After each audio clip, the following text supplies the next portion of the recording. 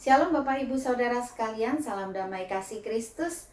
Saya Indrawati, doa saya saudara semua dalam keadaan sehat dan baik-baik saja. Kita doakan semakin banyak Gereja Yesus Kristus memenangkan jiwa-jiwa untuk datang kepada Tuhan, untuk kemuliaan bagi nama Tuhan. Amin. Kita mau berdoa sebelum masuk firman Tuhan. Allah Bapa yang kami sembah, yang kami puja, yang kami agungkan dalam nama Tuhan Yesus Kristus. Terima kasih untuk hari ini atas berkat-Mu pada gereja kami. Kalau pada hari ini gereja kami berulang tahun ke-78, Tuhan kiranya berkati terus gereja ini.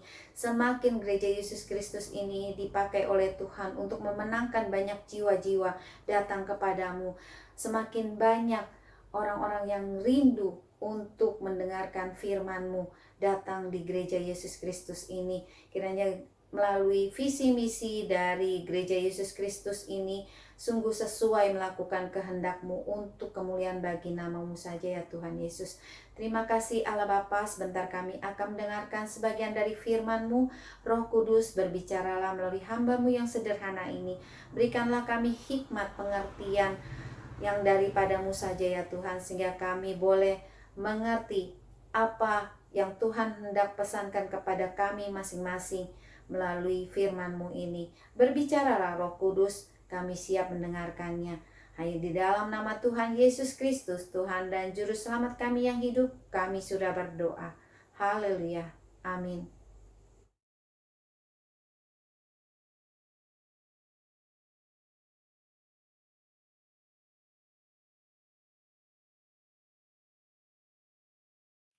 Perikop ini berjudul suku-suku di seberang Yordan mendirikan mezbah.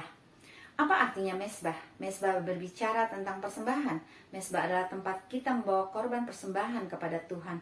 Mezbah juga tempat perjumpaan kita kepada Tuhan. Seperti sekarang yang kita lakukan, ibadah rumahku menyembah Tuhan.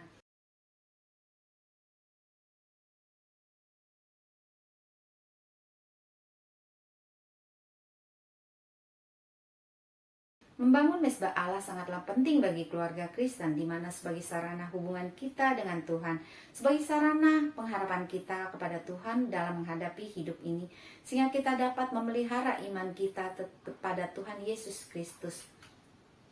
Melalui kisah dalam kitab Yosua pasal 22 ayat 9 sampai 34, ini bermula dari kembalinya Bani Ruben, Bani Gad, dan setengah suku Manasye ke tanah yang sudah diberikan pada mereka di seberang Yordan, yang mana pada waktu zaman Musa memimpin, mereka meminta daerah yang di sebelah timur sungai Yordan, yaitu tanah Yeser dan tanah Gilead.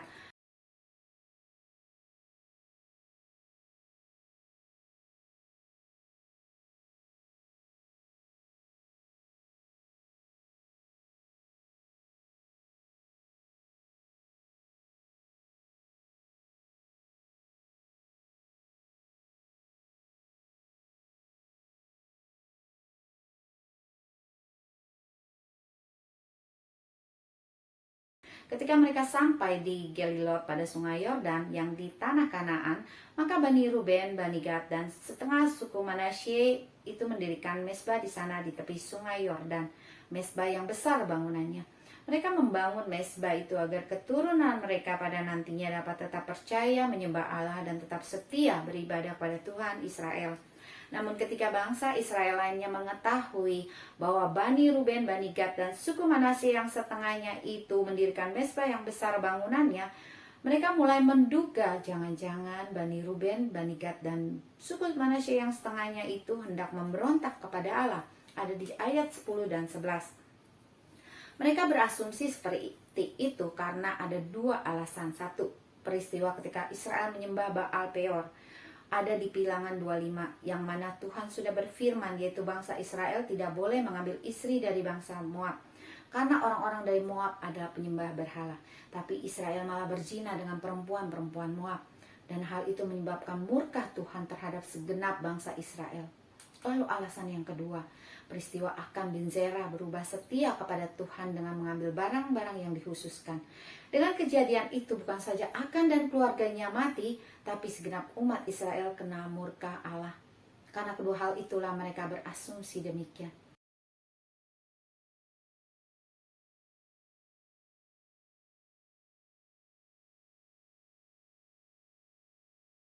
Dan pada waktu zaman Musa telah diperintahkan bahwa ibadah umat Israel berpusat pada kemah suci dan dilayani oleh hanya suku Lewi saja.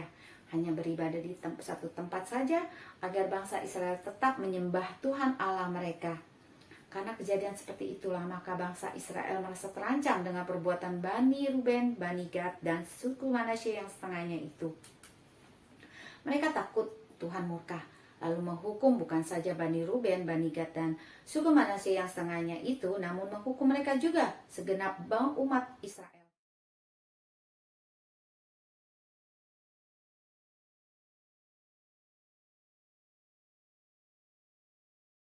Untuk mencegahnya, maka berangkatlah Imam Pinehas bin Eleazar beserta rombongannya, yaitu 10 pemimpin dari setiap suku Israel agar dapat menyelesaikan persoalan itu dengan damai, supaya tidak terjadi perang juga.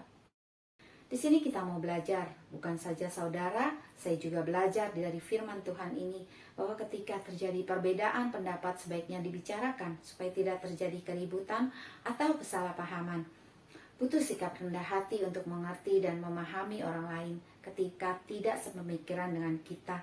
Contoh seperti yang kita lihat, gambar 9 di posisi yang satu, tapi angka 6 di posisi seberangnya. Dan kelihatan di gambar itu ada perdebatan antara seorang dengan yang lainnya.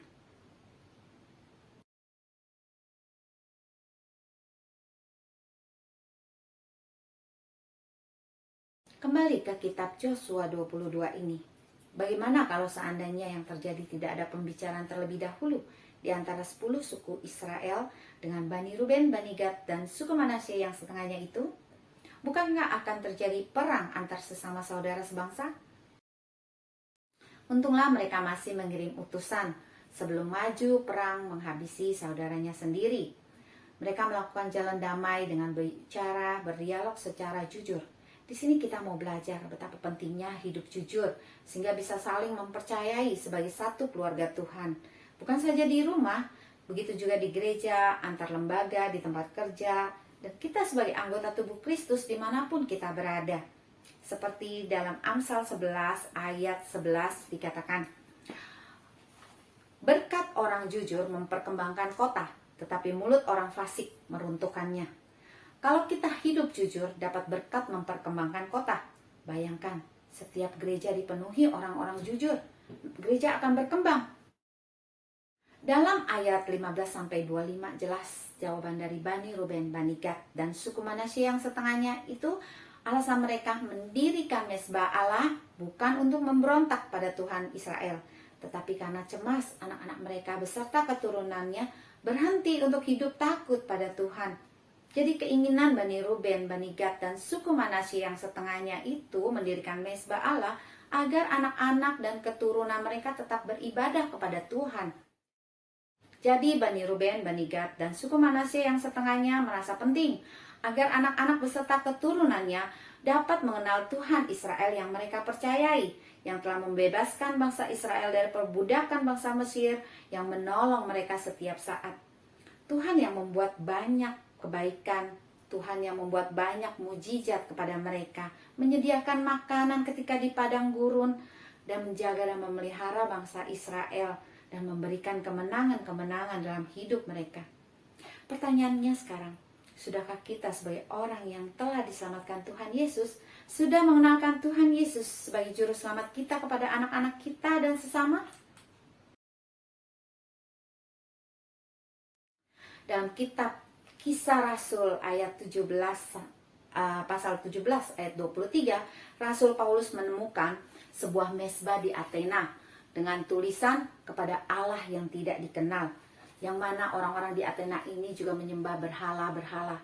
Dan Rasul Paulus merasa sedih karena orang-orang di Athena sudah mendirikan mezbah bagi Allah, namun mereka tidak menyembah Allah yang benar. Mereka tidak mengenal Allah yang benar. Maka Paulus menyerukan pada mereka agar mereka bertobat dengan mengenalkan Allah yang mereka tidak kenal itu, sehingga mereka tahu dan akhirnya mau mengenal Allah, yaitu Tuhan Yesus sebagai juru selamat. Ngapain?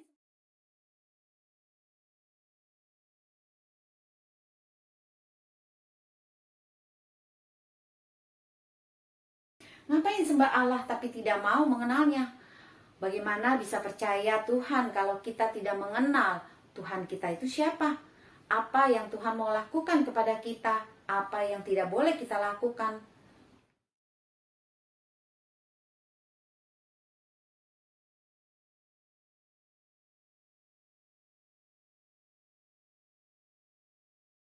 Bani Ruben, Bani Gad, dan suku Manasye yang setengahnya itu juga takut kalau nanti keturunannya beribadah ke Kanaan ditolak oleh keturunan dari 10 suku Israel lainnya itu. Begitu indah ya mereka berdialog agar tidak terjadi salah paham. Cerita ini unik ya saudara, karena ternyata mereka masing-masing berasumsi. Yang satu takut ditolak, yang pihak lain takut kalau mereka kena hukuman karena berasumsi mengira saudara mereka akan memberontak pada Tuhan. Kadang-kadang hal ini juga terjadi di antara sesama saudara seiman. Gak usah saudara seiman. Dalam keluarga pun kadang terjadi perbedaan pemikiran, perbedaan pendapat, atau perkiraan. Inilah pentingnya komunikasi antar anggota keluarga. Begitu juga dengan anggota jemaat dalam Tuhan. Jadi kalau ada perbedaan pendapat, lebih baik berdialog. Saling berkomunikasi agar tidak terjadi salah paham. Asumsi ini ada dasarnya kenapa bisa berpendapat seperti itu. Saudara bisa lihat arti asumsi di Kamus Besar Bahasa Indonesia. Jika asumsi yang ada dasarnya aja bisa terjadi perbedaan pendapat, apalagi kalau hanya mengira-ngira. Jadi sebagai orang percaya Tuhan, lebih baik jangan suka menduga-duga, apalagi berpikiran yang tidak baik. Nanti bisa berakibat salah paham. Tapi kalau seandainya terjadi kita yang disalahpahami, ya sudah, jangan marah-marah. Apalagi sampai memfitnah orang lain. Lalu lebih parah lagi, saling balas memfitnah, saling menyakiti. Jangan sampai hal itu terjadi pada umat di gereja kita. Biar saja pembalasan adalah hak Tuhan. Masih ada Tuhan. Tuhan yang berkuasa. Kalau kita sudah jelaskan, tapi tetap tidak mau terima, ya sudah, gak apa-apa. Yang penting jangan sampai kita berbuat jahat. Punya niat jahat saja kita tidak boleh. Lihat di Mazmur 37 ayat 12 dan 13 dikatakan, orang fasik merencanakan kejahatan terhadap orang benar dan menggertakkan giginya terhadap dia. Tuhan menertawakan orang fasik itu sebab ia melihat bahwa harinya sudah dekat. Tuhan menertawakan niat jahat orang saudara. Jadi alangkah baiknya bila kita punya niat jahat pun jangan sampai ada, apalagi sampai melakukan kejahatan. Jangan sampai karena kita punya niat jahat lalu melakukannya menjadi kena murka Allah. Alangkah baiknya bila suatu perbedaan pendapat dibicarakan dengan baik-baik seperti kisah Yosua 22 ayat 9-34 ini. Tugas kita sebagai anak Tuhan ya mengasihi, memberkati, berbuat baik. Ada waktunya Tuhan akan menyelesaikan setiap kesalahpahaman dari orang lain tanpa harus kita marah-marah. Ingat kisah Lazarus, ketika mati sudah 4 hari baru Tuhan Yesus datang. Kalau menurut penilaian manusia, sepertinya Tuhan berlambat-lambat datangnya. Karena setelah Lazarus mati rasanya sudah terlanjur. Marta dan Maria begitu sedih. Bahkan Marta sempat berkata kepada Tuhan ketika Tuhan sampai, Tuhan, seandainya kau di sini, tentu saudaraku pasti tidak akan mati. Tapi saudara, Tuhan menghidupkan Lazarus, ingat. Ya, jadi ketika Tuhan izinkan hal yang menyedihkan terjadi, ingat kisah Lazarus yang dibangkitkan ini. Bahwa Tuhan hendak membuat mujizatnya untuk memuliakan namanya.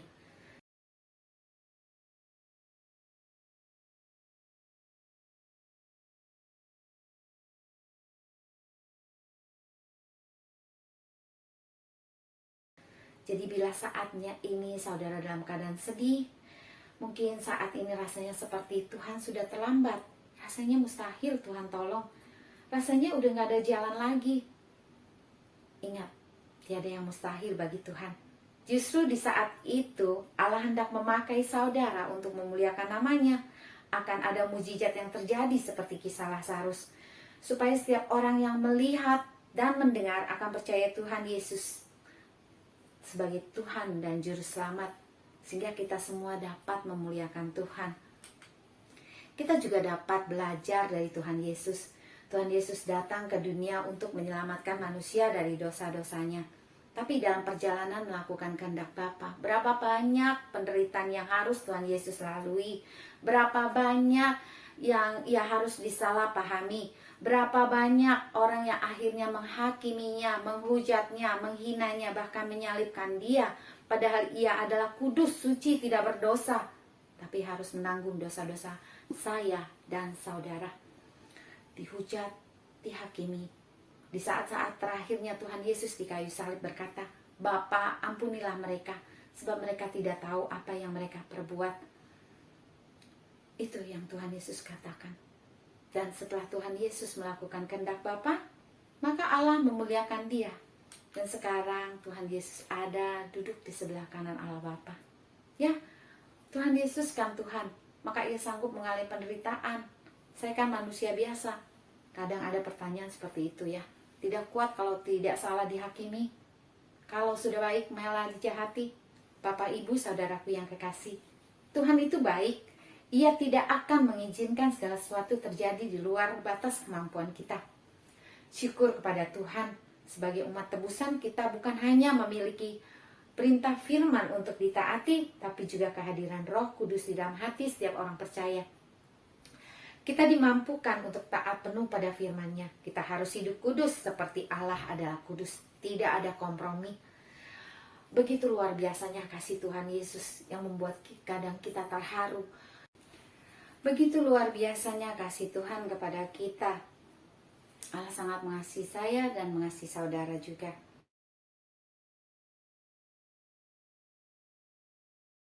Di akhir ayat 28 dikatakan, Mesbah itu menjadi saksi antara kami dan kamu. Maksudnya antara Bani Ruben, Bani Gad, dan suku Manasye yang setengahnya itu dan keturunannya.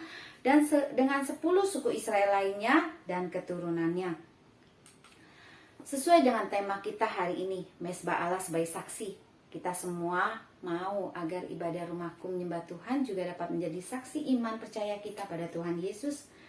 Kepada anak-anak serta keturunan kita pun, sehingga dapat mengenal Tuhan Yesus sebagai juru selamat pribadi yang menyelamatkan kita, sebagai Tuhan yang dapat menolong kita melalui mesbah penyembahan yang kita bangun dalam rumah kita dan kita lakukan dalam kehidupan kita.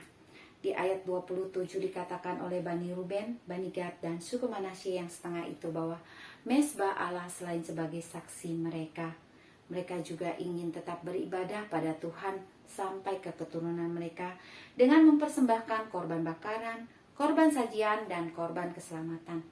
Dalam imamat dikatakan bahwa bangsa Israel mempunyai 5 macam korban penyembahan. 1 korban bakaran, 2 korban sajian, 3 korban keselamatan, 4 korban penghapus dosa, 5 korban penghapus salah. Kitab Yosua 22 ini berbicara tentang 3 korban persembahan, yaitu 1 korban bakaran. Yang dimaksud korban bakaran itu adalah api yang di atas mezbah itu harus dijaga supaya terus menyala, jangan dibiarkan padam. Tiap-tiap pagi imam harus menaruh kayu di atas mezbah, mengatur korban bakaran di atasnya dan membakar segala lemak korban keselamatan di sana. Harus dijaga supaya api tetap menyala di atas mezbah.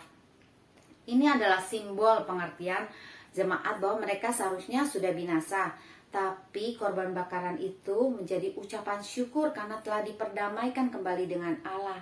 Caranya dengan membawa ternak terbaik dan sebelum disembelih, tangan si pemilik harus diletakkan di atas kepala binatang itu. Lalu yang kedua, korban sajian. Apabila seseorang hendak mempersembahkan persembahan berupa korban sajian pada Tuhan, hendaklah persembahan itu tepung yang terbaik dan ia harus menuangkan minyak serta membubukkan kemenyan. Itu ada di Imamat 2 ayat 1 ya, tentang korban sajian. Nah, korban ini dipersembahkan setelah mendapatkan nafkah hidup pada zaman itu. Jadi ada 2 nafkah hidup, yaitu pertanian dan peternakan. Kemudian 1/10 hasilnya terbaik dipersembahkan untuk kemuliaan Tuhan. Tapi tak semua dibakar di atas mezbah itu, melainkan hanya sebagian saja sebagai ucapan syukur dan juga melambangkan bahwa hidup manusia adalah anugerah Tuhan. Ini berbicara tentang persepuluhan ya, Bapak Ibu Saudara. Nah, yang ketiga adalah korban keselamatan. Nah, ada di Kejadian 31 ayat 54. Dan Dan Yakub mempersembahkan korban sembelihan di gunung itu. Ia mengundang makan sanak saudaranya, lalu mereka makan serta bermalam di gunung itu.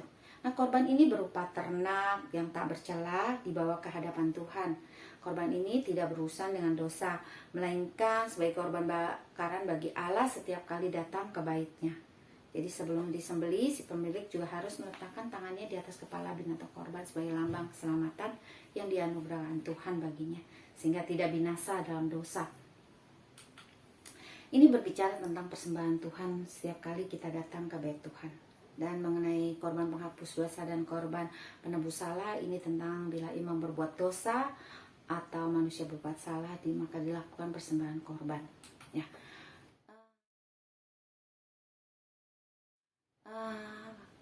Lukas 12 ayat 48b dikatakan, setiap orang yang kepadanya banyak diberi, daripadanya akan banyak dituntut. Dan kepada siapa banyak dipercayakan, daripadanya akan lebih banyak lagi dituntut.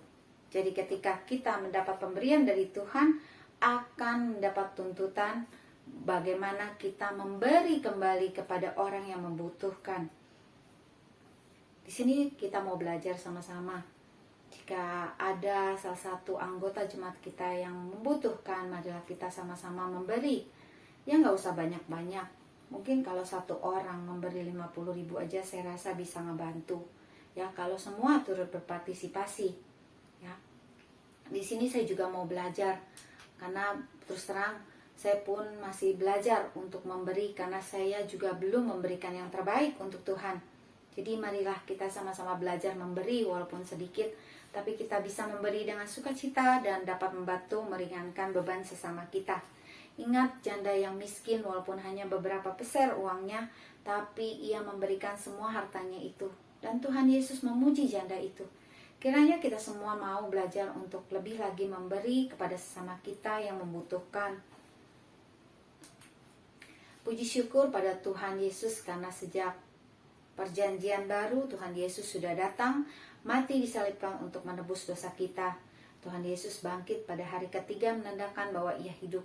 Sehingga kita dipermudahkan untuk beribadah pada Allah melalui Tuhan Yesus sebagai korban perdamaian antara Allah dengan kita. Inilah pentingnya kita membangun mezbah Allah dalam keluarga. Satu, untuk mengingatkan kita bahwa kita hanya bersandar pada Tuhan. Kedua, kita selamat hanya oleh kasih anugerah dari Tuhan Yesus. Dan pentingnya kita membangun mezbah Allah adalah yang ketiga sebagai bukti kita mengasihi Tuhan dengan memberikan korban persembahan pada Tuhan yang terbaik, yaitu diri kita sendiri. Ada di Roma 12 ayat 1. Karena itu saudara-saudara, demi kemurahan Allah, aku menasihatkan kamu supaya kamu mempersembahkan tubuhmu sebagai persembahan yang hidup, yang kudus, dan yang berkenan kepada Allah. Itu adalah ibadahmu yang sejati. Ini harus ya Bapak Ibu, saudara sekalian. Jadi saksi Allah bukan hanya tugas pendeta saja, tapi kita semua sebagai orang yang sudah percaya dan menerima kasih anugerah dari Tuhan. Tuhan Yesus juga bisa memakai siapa saja dan apa saja untuk menjadi saksinya. Bahkan Tuhan Yesus pernah berkata di Lukas 19 ayat 40, jika mereka ini diam, maka kata Yesus, maka batu ini akan berteriak. Tugas kita sebagai murid Kristus, pergilah ke seluruh dunia, beritakan Injil kepada segala makhluk. Tugas sebagai murid Kristus adalah mengenalkan Kristus kepada sesama, memberitakan Injil keselamatan pada yang tersesat, melakukan amanat agung Kristus. Bani Ruben, Bani Gad, dan suku Manasye yang setengah itu juga ingin agar keturunannya dapat mengenal dan beribadah pada Tuhan Israel yang telah menyelamatkan mereka. Maka dari itu mereka mendirikan mezbah.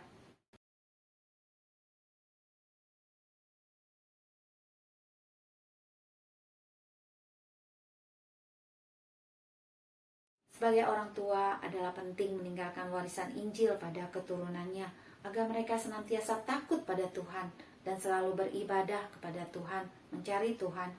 Penyembahan kepada Tuhan harus terus berlanjut agar kita dan keturunan kita dapat tetap hidup. Seperti Tuhan Yesus katakan, akulah jalan dan kebenaran dan hidup.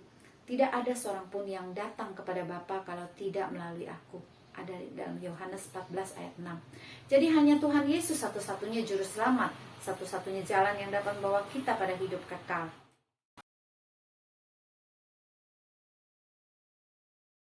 Mendirikan mezbah Allah bukan saja harus memberikan persembahan yang terbaik kepada Tuhan, tapi juga berarti melakukan penyembahan pada Tuhan melalui doa, pujian, penyembahan, membaca dan mendengarkan firman Tuhan, yang mana sangat penting di akhir zaman ini semakin dekat pada Tuhan.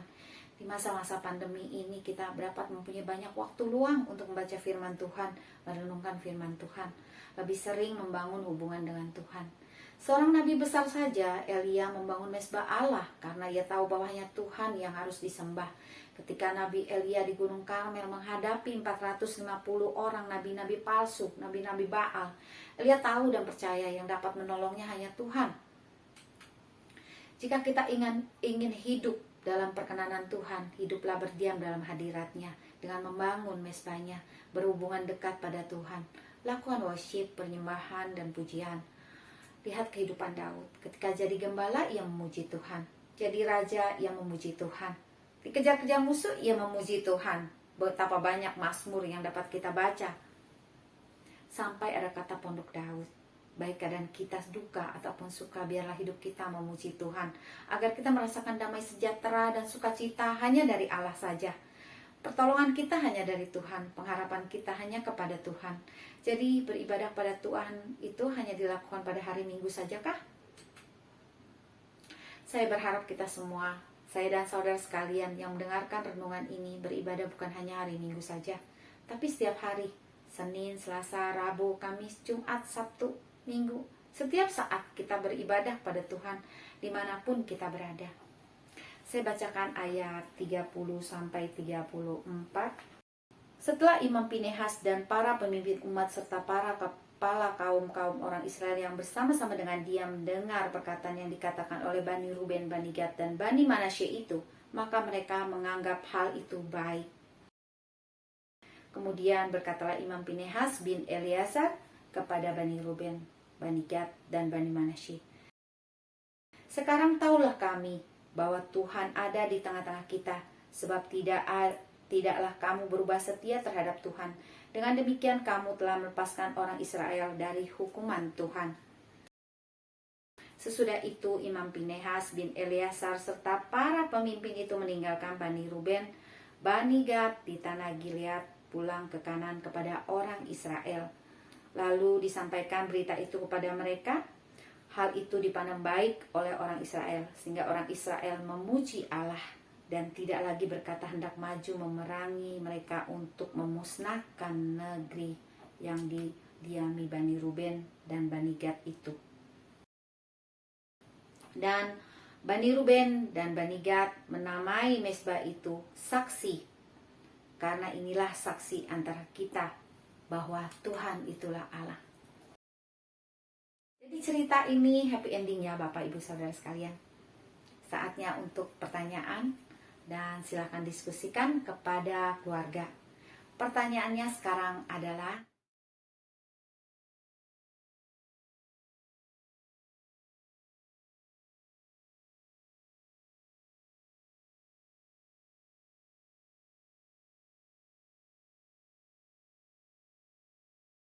mari kita berdoa. Allah Bapa yang kami sembah, terima kasih untuk firman-Mu.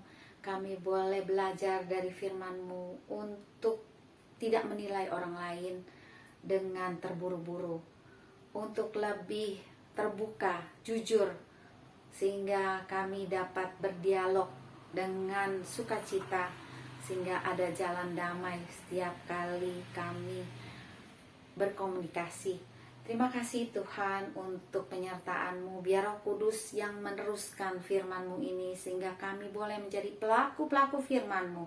Hanya di dalam nama Tuhan Yesus Kristus kami serahkan semuanya. Haleluya. Amin.